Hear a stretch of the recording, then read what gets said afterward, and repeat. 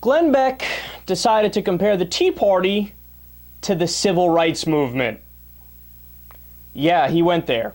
And not only does he do it once, he did it repeatedly in this clip that you're about to see, and he's also been doing it for weeks now. I've seen him mention this on several different occasions. Let's listen. Here's what you need to understand. This is a civil rights movement, and you may not understand it now, but believe me, you will. I asked David Barton to really watch, especially the pastors behind me, because the pastors behind me, we had talked before we went on, and they weren't sure about the whole civil rights rhetoric. They had not heard my speech in advance, but they weren't sure what that even really meant. They were there for the right reasons, but they weren't sure that that was the way. David said we changed the paradigm today. Pat was watching the crowd when I was speaking. He felt the same way with the crowd. It does connect if you make the case that the civil rights heroes, if you will, the Al Sharptons of the world, are clowns. And it's time to dismiss them. And it's time for us to start moving as a civil rights movement. I love the thought of Glenn Beck calling somebody else a clown. That's always fun. So, look, he's clear. He says the Tea Party is the new civil rights movement. Well, all right, let's go ahead and make some comparisons. So why not look at the signs that the people were holding up at previous Tea Party events to see how similar they are to the civil rights movement. Now, those of you listening on the radio or on the internet can't see this now. It'll likely be on YouTube later where you can see it, but let's take a look at some of the pictures. All right, so there's a sign that says, "No taxes, Obama loves taxes, bankrupt USA loves baby killing." Sounds very much like somebody in the civil rights movement. Yeah, totally nailed it there. Let's go to the next.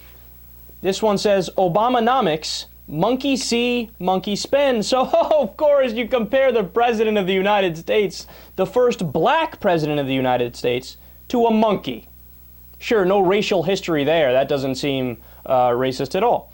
Totally like the civil rights movement, I agree. Martin Luther King would totally be behind these people. Next.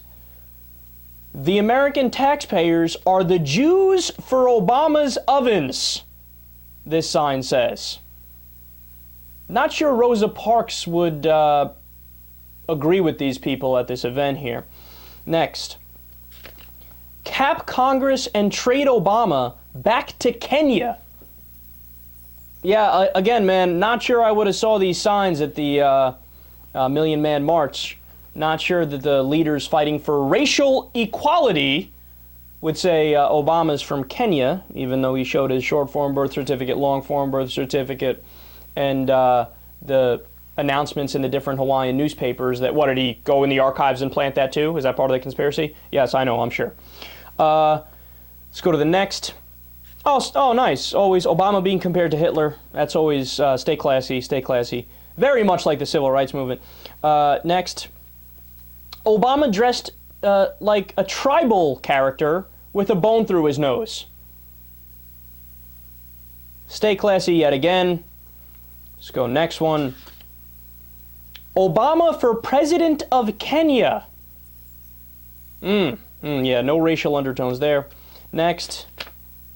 We came unarmed this time. Because, of course, the Tea Party is 100% a peaceful movement. They're unarmed this time. Duh. See, these guys are just as peaceful as they were for the civil rights movement. That's clear to see. And then save the best for last here. Obama's plan, white slavery. Right. Because white people being oppressed. That's what the civil rights movement was actually about. It wasn't about white people openly discriminating against African Americans and minorities. No. It was about how white people, they're the ones who are in danger of becoming being in slavery.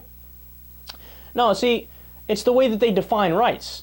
See, to the Tea Party, or some members of the Tea Party, let's be fair, they think, well, obviously, if white people aren't controlling everything, you're infringing on our freedom. Just like the old school Confederates and the slave owners used to think, well, obviously you're infringing on my freedom if you take away my slaves. So they don't view it as the slave deserving freedom. It's, oh, no, you're infringing on my freedom.